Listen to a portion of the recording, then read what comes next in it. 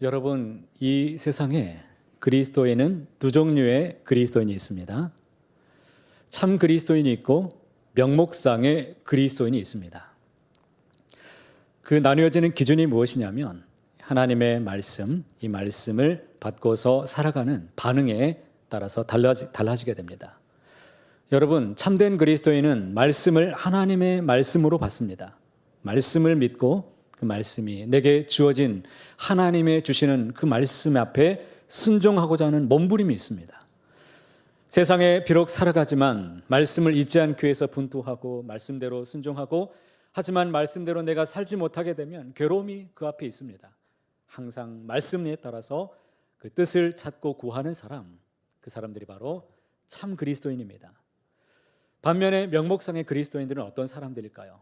이 사람들은 구원에만 만족합니다. 하나님의 말씀, 이 말씀은 종교적인 그냥 교훈, 어떤 내용으로 정도 받습니다. 그리고 하나님의 말씀을 실천하지 않더라도 하나님은 사랑이시기 때문에 그 문제로 인해서 큰 어려움은 없습니다.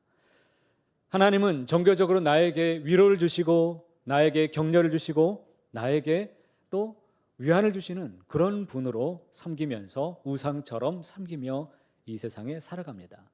이러한 명목상의 그리스도인들을 향해서 신약 성경에서 이 고린도전서 3장 1절 말씀에 펴보니까 육신에 속한 자라는 말씀을 주고 있습니다. 이 세상에서 예수님을 믿고 살아가는 것 같지만 여전히 세상에 속해 있고 말씀대로 살지 않습니다. 여전히 자기 인생을 자기가 주관하고 있고요, 자기 편리대로, 자기가 생각하는 대로, 내 뜻대로 자기 인생을 해치며 살아가고 있기 때문에 그 사람은 여전히 세상에 속한 사람, 이런 세속적인 모습을 볼 수 있습니다. 오늘 성경에도 그러한 사람들이 참 많이 등장하는데 오늘 읽었던 이 말씀 속에 대표적인 사람이 등장합니다. 그가 누구일까요? 바로 삼손이었습니다. 여러분, 삼손은 우리가 잘 아시는 대로 그는 하나님께 많은 능력을 받았던 사람이죠. 은사도 많이 받았습니다.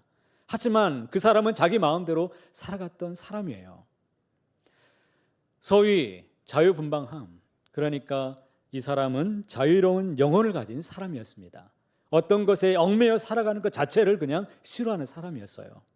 삼손은 태어날 때부터 나실인으로 구별된 인생을 살아가는 사람이었습니다. 여러분, 나실인은 보통 어떻습니까? 세 가지를 금하며 살아갔죠. 머리카락을 자르지 않습니다. 그리고 또 독주, 포도주, 이런 술들을 금합니다. 그리고 세상에 살면서 정결하게 살기 위해서 자신을 늘 지키며 살아가는 사람들이 바로 나실인들입니다. 여러분, 그런데 이 삼손은 자신이 나실인이었음에도 불구하고 구별되어 살아가지 않습니다. 자기의 인생을 자기가 좋은 대로 살아가고 있습니다. 하나님의 방식을 추구하지 않고 세상 방식이 너무 좋아서 그대로 살아갑니다. 율법이요, 지키는 것, 따라가는 것 정말 싫어했습니다. 얽매인 것 자체를 싫어하며 자유분방하게 살아가고 있습니다. 그런데 이 삼손의 모습은 사사시대를 대표하는 상징적인 모습이라는 것을 우리는 알 수 있어야 됩니다. 사사시대의 특징이 무엇입니까? 마지막 장 마지막 절에 보면 사사기 21장 25절에 이렇게 말씀하시죠.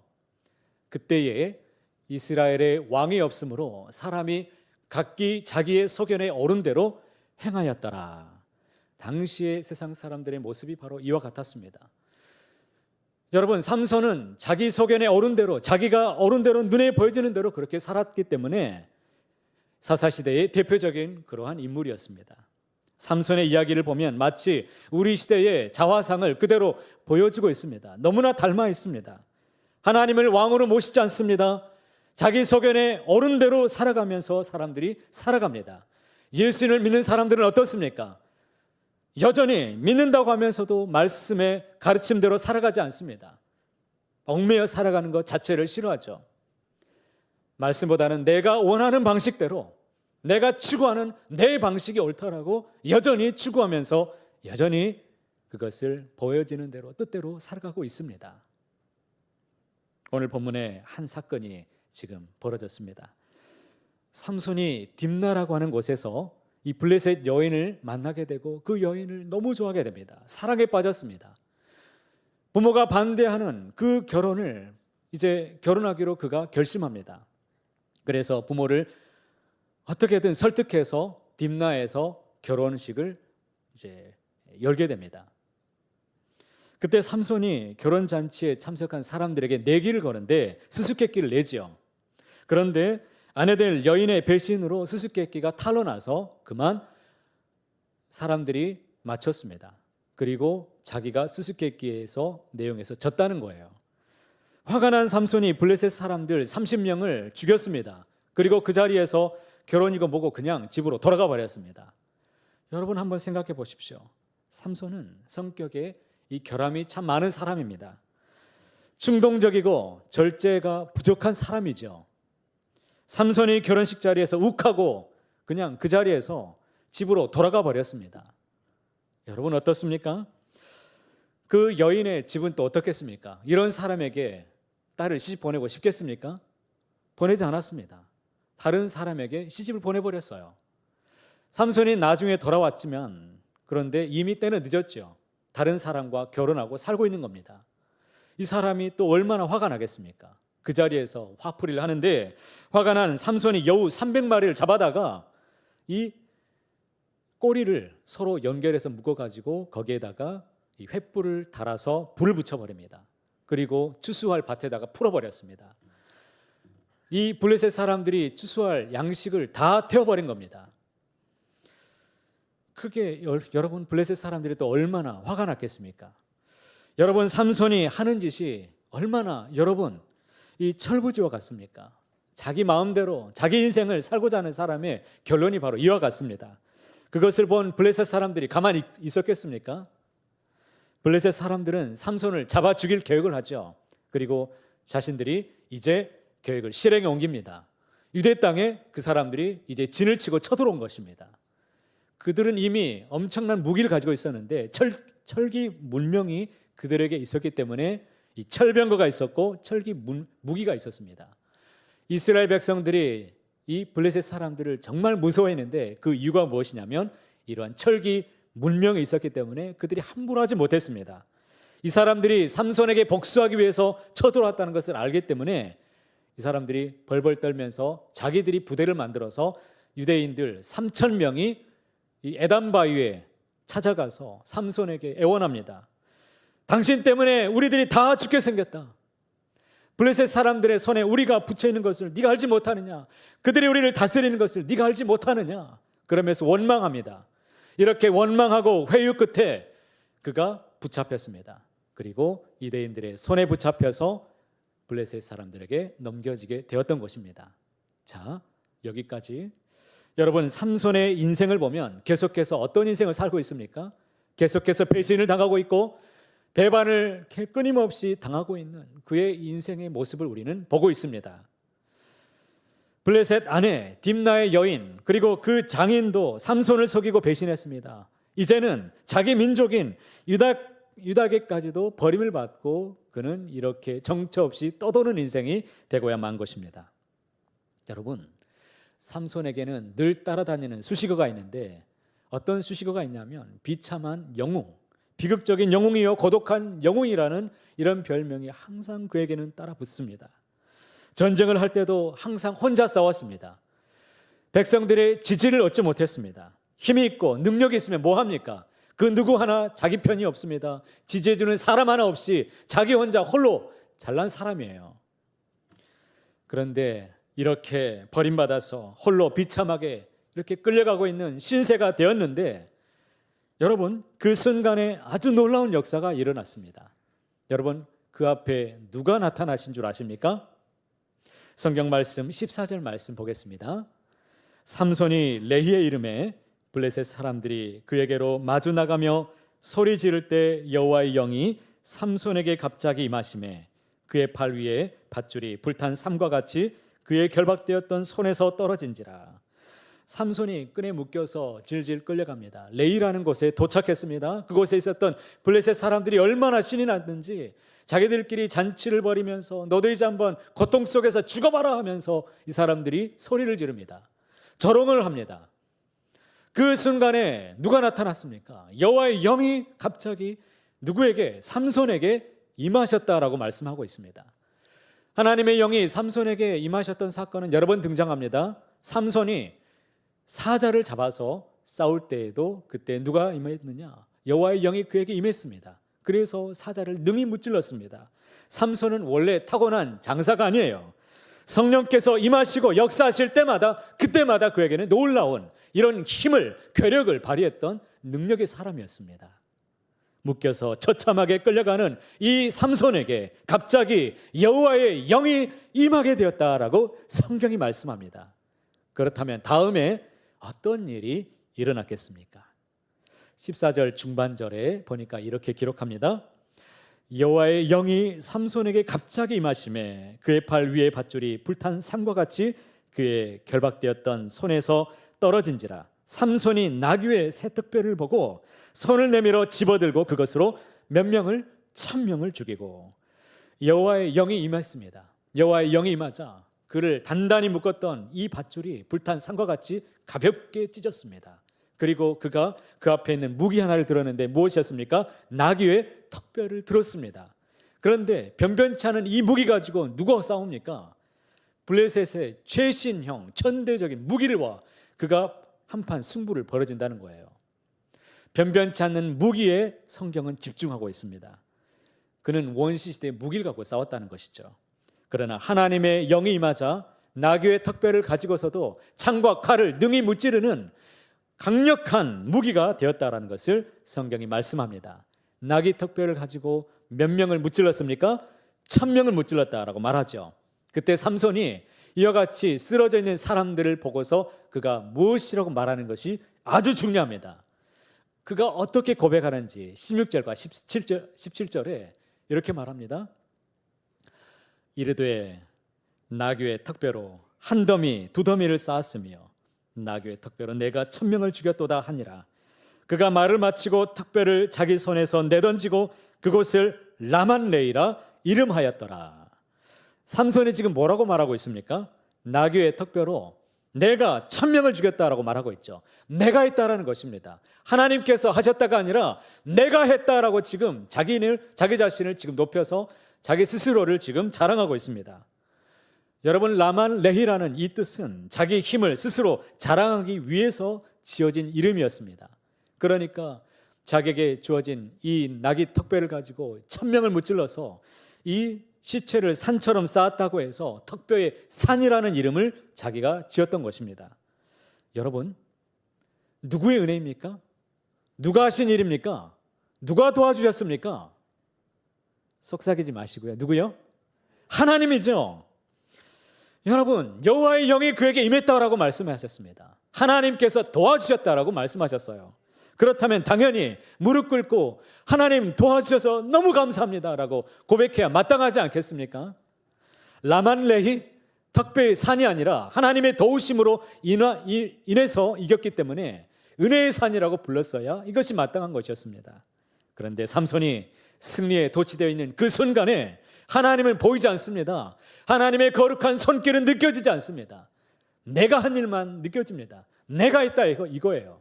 내가 지금 잘나서 내 생각대로 내가 내 힘으로 했다라고 지금 본인이 자랑하고 있습니다. 여러분, 제가 다시 한번 질문을 드리겠습니다. 삼손의 이 엄청난 힘이 과연 근원이 몸에서 어디서 과연 나온 것일까요? 1번, 자, 객관식입니다. 1번 머리카락, 2번 하나님. 몇 번일까요? 네. 일부 예배 때는 1번이라고 몇 사람 해가지고 제가 깜짝 놀랐는데 다행입니다. 하나님이 하셨죠. 그의 힘의 근원은 하나님이시죠. 그런데 많은 사람들이 이 삼손의 머리카락에 힘의 근원이 있다고 말합니다. 아니지요. 하나님께서 주셨던 힘이 있었기 때문에 그가 감당할 수 있었습니다.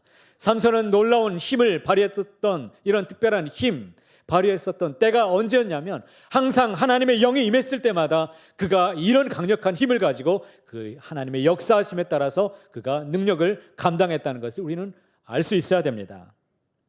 나귀 턱뼈가 강해서 이긴 것이 아니라 하나님께서 삼손의 손을 붙드셨기 때문에 그가 능히 이겼다라는 것을 우리는 주목해야 되는 것입니다. 그러면 여러분, 자기 공로를 자꾸 자기에게 돌리려는 이 모습이 과연 삼손에게만 있는 것일까요? 연약한 저 그리고 여러분, 우리 모두에게 이런 모습은 다 있습니다. 사람들은 누구나 자기 이름을 세상에 남기고 싶어하는 그런 욕망이 있죠. 나의 잘남, 나의 소망, 내가 하고자 하는 대로 이것을 이루어서 성취한 것을 남기고 이것을 더 알리고 싶어하는 욕구가 우리에게 넘쳐납니다. 그런데 여러분, 18절에 반전이 일어나고 있습니다. 18절 말씀 보십시오. 삼손이 심히 목이 말라 여호와께 부르짖어 이르되 주께서 종의 손을 통하여 이 큰 구원을 베푸셨사오나 내가 이제 목말라 죽어서 할례 받지 못한 자들의 손에 떨어지겠나이다. 여러분, 갑자기 삼손에게 죽을 것 같은 목마름이 밀려오게 되었습니다. 천명과 치열한 전투를 벌였습니다. 여러분, 그 얼마나 갈급한 이 목마름이 그에게 찾아왔겠습니까? 그냥 답답한 마음이 아니었습니다. 그가 갈증 때문에 물을 찾았지만 어느 곳에도 물이 나오지 않습니다. 그는 탈수 현상 때문에 지쳐서 그만 그 자리에서 죽어가고 있었다는 것입니다. 그런데 이때 삼손의 인생 가운데에서 놀라운 일이 생깁니다. 그의 인생 가운데 처음 하는 일이 나타났습니다. 여러분, 이제까지 시선은 자기에게만 고정했습니다. 그런데 그 시선을 들어서 그의 목마름 앞에 죽어가고 있는 그 상황에서 그가 눈을 들어서 하늘을 바라보며 부르짖습니다. 그가 여호와께 부르짖으매라고 말씀하죠. 여러분, 삼손의 인생에서 처음으로 하나님을 찾습니다. 이제까지 삼손의 인생 가운데에서 하나님을 찾고 기도하고 부르짖었다는 내용이 없어요. 결혼을 할 때도 기도하지 않았습니다. 그 결혼을 보고 부모가 크게 걱정하여 반대할 때도 그는 기도하지 않습니다. 인생의 여러 문제 가운데 있었을 때도 찾지 않았습니다. 심지어 적군과 싸워서 전쟁하려고 하는 그 직전에도 하나님을 찾지 않았습니다. 단 한 번도 기도를 하지 않았습니다. 왜 그랬을까요? 모든 문제를 스스로 해결할 수 있었기 때문이죠. 자신의 힘이 있었고 능력이 있었고 나 혼자서도 능히 감당할 수 있는 그런 사람이었기 때문에 그 어떤 것도 의지하지 않았습니다. 그래서 교만했고 그래서 오만했습니다.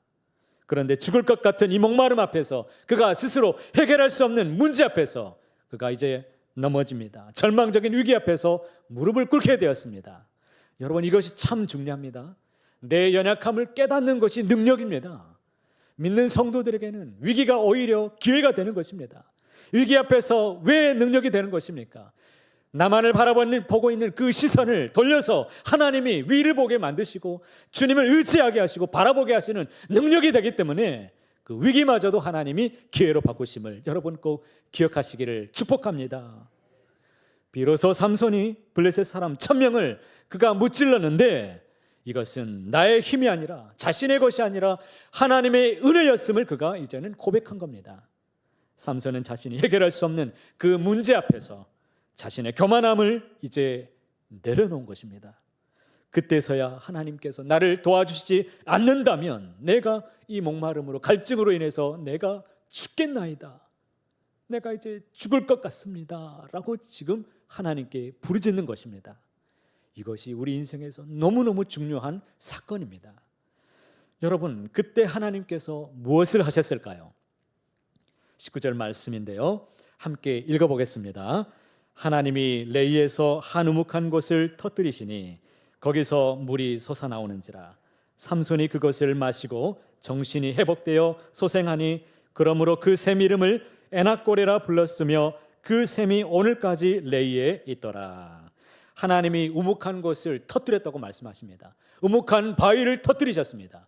그때에 샘물이 솟아났습니다. 그 터져나온 물을 받아 마시면서 소생하게 되었습니다. 다시 삼손이 일어났습니다. 그리고 그곳 이름을 에낙고레라고 이름을 지었습니다. 에낙고레, 여러분 따라해 보시겠습니까? 에낙고레, 에낙고레. 에낙고레의 이 뜻이 무엇이냐면 부르짖는 자의 샘이라는 뜻입니다. 삼손의 입에서 기도가 터져 나왔을 때에 진정한 자기 생명을 구원하는 물이 터져 나왔습니다. 영원한 생명수, 이 물이 터져 나왔다는 거예요. 은혜를 받았습니다. 복을 받았습니다. 그렇습니다. 여러분, 이 에낙고레라는 이름은 삼손의 깨달음이 담겨 있는 이름이었습니다. 비록 혼자서 싸워서 자기 힘으로 살아왔던 인생이었지만 그가 무엇을 깨달았습니까? 하나님의 도우심이 아니라면 내가 단 한순간도 살 수 없는 사람이다라는 것을 그가 그 자리에서 깨달았다는 것입니다. 라만 레휘, 여러분, 이것은 자신의 힘과 성공이 담긴 이름이었다라면 에낙골에 이것은 자신의 무능력, 철저히 나는 무능한 사람입니다, 하나님의 도우심이 아니면 살 수 없습니다, 하나님만이 나의 소망입니다, 하나님이 능력입니다, 은혜입니다 라는 그 이름의 뜻이 담겨 있는 것입니다. 여러분, 이런 고백이 여러분 안에 넘쳐나시기를 바랍니다. 우리에게 주시는 말씀을 여러분 새겨보십시오. 잠언 3장 5절과 6절 말씀입니다. 너는 마음을 다하여 여호와를 신뢰하고 내 명철을 의지하지 말라. 너는 범사에 그를 인정하라. 그리하면 내 길을 지도하시리라. 할렐루야. 여기에 보시면 너는 범사에 그를 인정하라고 말씀합니다. 이 뜻이 무엇일까요? 하나님을 인정하라는 그 뜻입니까? 이 말도 맞지만 단순한 의미로 멈추지 않습니다. 매 순간마다 무엇을 하든지 하나님을 먼저 찾고 물으라는 뜻입니다. 하나님께 도우심을 구하라는 말입니다. 너의 능력을 의지하지 말고 하나님의 도우심을 구하여라. 그리하면 내 길을 하나님이 지도해 주시리라, 인도해 주시리라, 도와주시리라 지금 분명하게 약속하고 있는 것입니다.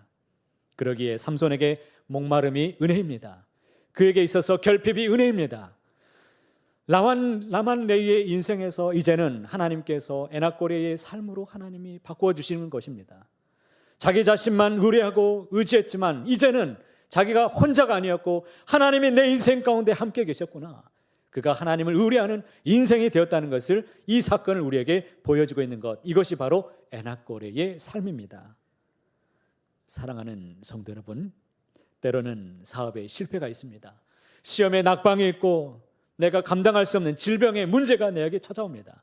그러나 이 문제로 인해서 내가 나만을 바라보던 시선이 고정되어 있는 이 시선을 바꾸어서 하나님을 바라보게 하고 내가 부르짖고 있다라면 여러분, 오히려 그것은 여러분에게 은혜임을 믿으시기 바랍니다.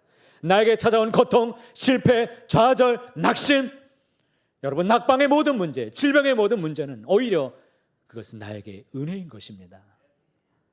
여러분, 혹시 오늘 내 삶 가운데 실패로, 낙심으로, 낭망으로, 패배로, 좌절에 이 문제 때문에 여러분이 고통 속에 남모르는 아픔이 있고 여러분들이 그 문제로 하나님께 부르짖고 있다면, 아니 그 문제를 가지고 이 시간에 예배하며 주님을 만나기를 소망하며 말씀을 사모하며 이 자리에 나왔다면 여러분, 이 자리에서 삼손처럼 하나님의 은혜의 샘물을 먹으시기를 바랍니다.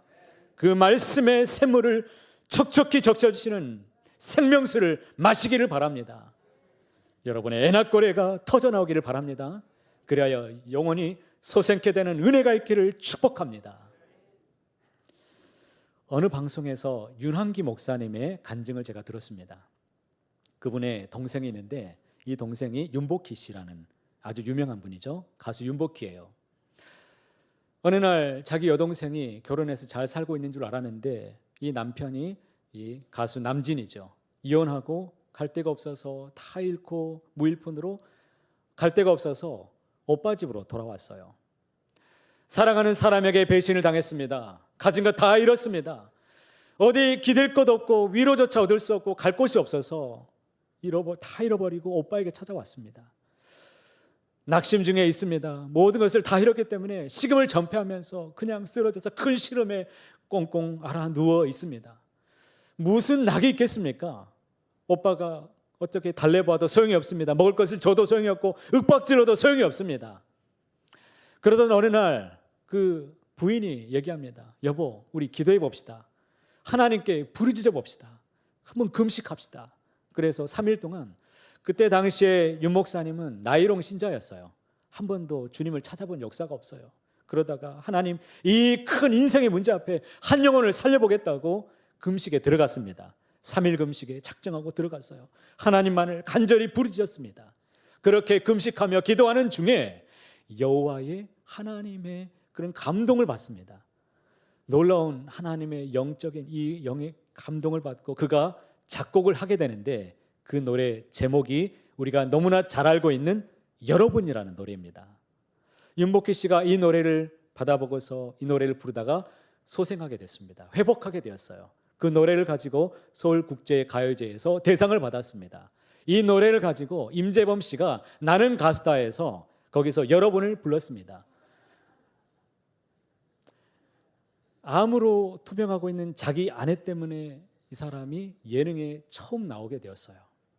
그 노래 가사 이미 띄워버렸는데요. 이런 가사죠. 내가 만약 괴로울 때면 내가 위로해 줄게. 가사 첫 마디만 제가 불러볼게요.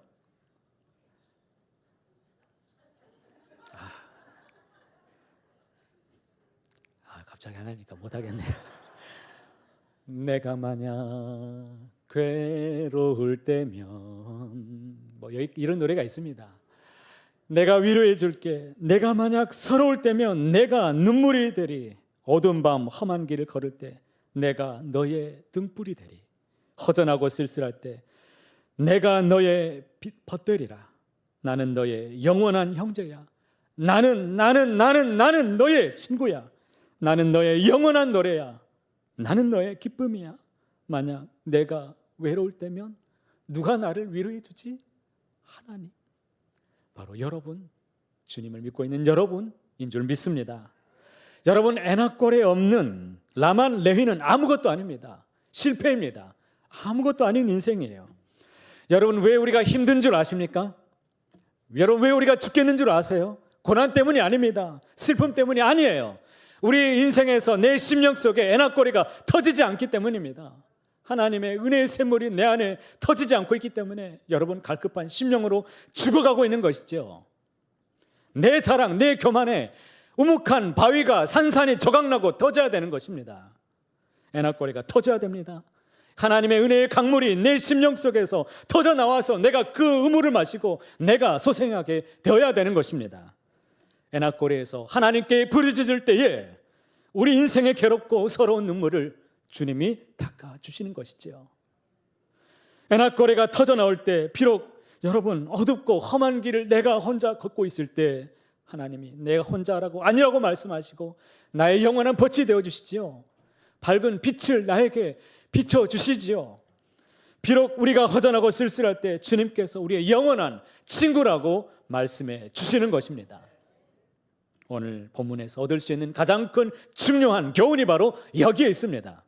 여러분, 덕배의 산이라고 불려지는 라만 레위 그리고 부르짖는 자의 샘이라고 이름하는 에나꼬레가 있습니다. 이것은 같은 곳을 지칭하는 이름입니다. 그러나 여러분 잘 생각해 보십시오. 누구나 다 똑같이 인생을 살고 있습니다. 똑같은 삶의 다리를 걸어가고 있지만 어느 누군가는 라만 레위를 디디며 살아가고 있습니다. 그러나 어떤 사람은 어느 누군가는 에나꼬레를 디디고 살아가고 있다라는 거예요. 여러분은 그렇다면 어디를 디디고 살고 싶으십니까? 라만 레위를 디디고 살고 싶습니까? 아니면 에나꼬레를 딛고 살아가시겠습니까? 어디요? 속삭이지 말고 에나꼬레 디디시기 바랍니다. 하나님의 은혜의 샘물을 매일 갈망하시고 하나님 안에서만 여러분 소망이 있다는 것을 믿으시고 여러분 항상 말씀에 순종함으로 달려가시길 축복합니다. 내 인생의 부디 거친 파도 앞에서 여러분 쩔쩔매지 말고 넘어지지 말고 그 자리에서 그냥 흘려 떠내려가는 휩쓸려가는 인생 되지 말고 부디 오늘을 살아내시고 주님의 은혜 가운데에서 말씀으로 순종해내어서 하나님의 나라를 바라보시며 살아가는 그리하여 모든 사람들을 살리는 자 여러분 부르짖는 자의 샘을 맛보시는 저와 여러분이 다 되시기를 높으신 주님의 이름으로 간절히 소원합니다.